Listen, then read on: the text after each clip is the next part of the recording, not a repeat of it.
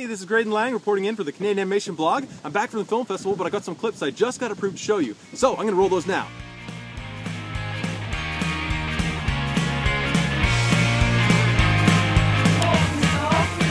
So what we're going to do is Thierry's going to set up the table up there on the stage. We're going to do it a little bit differently than we used to do in previous years.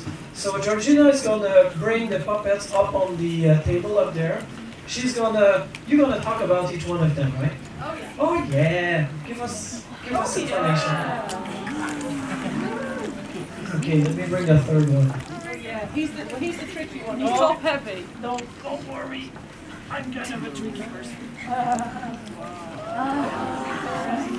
He's a cool one. And I forgot my And yeah, I mean, people should sort of, people can come afterwards. Afterwards. Yeah, absolutely. So here, I went in depth about eggs, and it's pretty crazy when you've seen him on the big screen in the movie and in my presentation, and then you see the real size of eggs. So here he is, everything on a miniature scale. I have to put my glasses on to talk about him.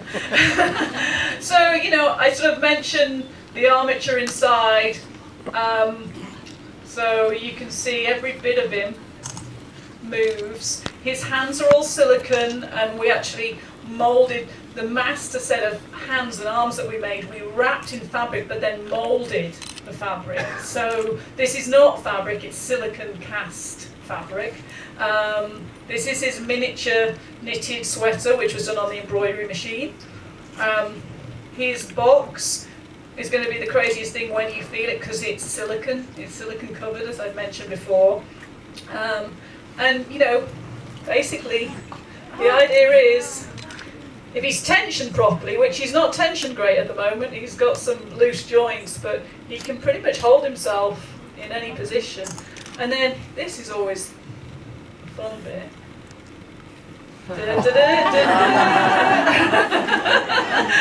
This is alien eggs. Yeah, exactly.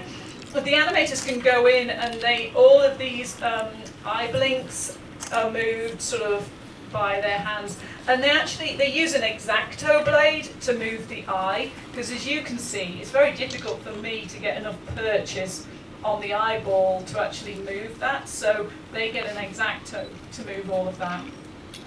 The hair, mentioned before, there's wires in all of these hair pieces so that they can move frame by frame. And we work all of that out with the animators at the beginning. It's like, how many of those hair pieces do you want to move individually? How much do you want to be as a clump? So yeah, that's all worked out. And there, the faces attach with magnets, so you saw that sort of pop on. We forgot. This is a little bit like, thank you, what we give the animators. Here you've got another X face, so you can see the expression change. And what you'll notice with these faces, we print them for exhibition purposes, we do print them whole.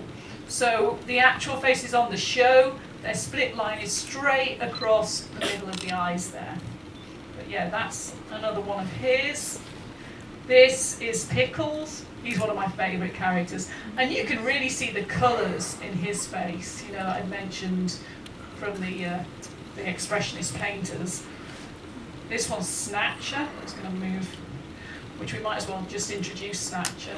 So this is interesting. Anybody who hasn't seen the movie probably won't know who Snatcher is, but Snatcher is the baddie of the movie, and he's one incredible baddie. And you know, from a selling point of view, they haven't really sold the fact that Snatcher is really the main part of our movie. He's a quintessential old-fashioned baddie. Just, you know, go back to your sort of Cruella de Vil and characters like that. He is the Cruella de Vil of Box Trolls. I love him. He's also got a cheese allergy. Bring it into the sort of the modern world that we live in. And he was an absolute. He was a joy to make. You know, he was a challenge getting his design so that he was just grotesque enough that you didn't want to run out of the movie theatre sort of screaming for your life. Several different designers worked on him. I think, Michelle, you did a pass on him, didn't you? Yeah. And Mike Smith did about 100 passes on him. You know, we were like, no, still looks too ugly, he's still too mean, he's still too... and of course, now look, he doesn't look mean at all. But he's great. His costume is phenomenal, even down to the rings on his fingers. We actually got Rapid Prototype to print a lot of these parts, and then we sent them off and had them cast in real silver, so that the animators didn't break them. Yeah, the stones in them are all Rapid Prototype, which we dye and then polish up. He has the hemp hair, which is wired and sort of has this bedraggled ponytail coming off the back. And with him, to animate his faces, he has this crazy hat in the way, so the hat needs to be removable. So the hat is on pegs, so the hat you lift up and then you pull the face off. And then, you know, even down to his shoes, you must all come near in the stage, because his shoes are a work of art, and they are all laser cut leather and etched velvet with sort of embroidery and paint all over them. But he's quite the wonder. And his fur collar, we did that with embroidery threads. We sort of created this tufted row of embroidery threads and then combed the threads out so it looked like a miniature scale fur. And then we sort of painted glues and hair products in to make it sort of matte down. So that's our wonderful Snatcher. That'll give you nightmares for a few nights. And then this is Fragile. He's one of our box trolls. He's our favourite box troll because his box really is huge. And Fragile, throughout the movie, you only ever see, he's always a bit sort of afraid, so his head always stays at this level or goes in. So he's one of the few box trolls that we were able very easily to get his head inside. But he also, I'm just going to show you his legs. I'm going to put this down. So...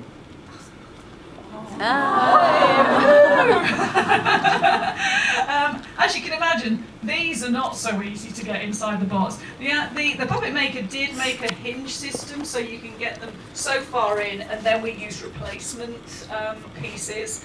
But yeah, so, and again, he's got a fully silicone box, and then we had to make all these lids, and we found that most lids, we had to come up with a special mechanism so that they could open and close sort of all the way around. This one, you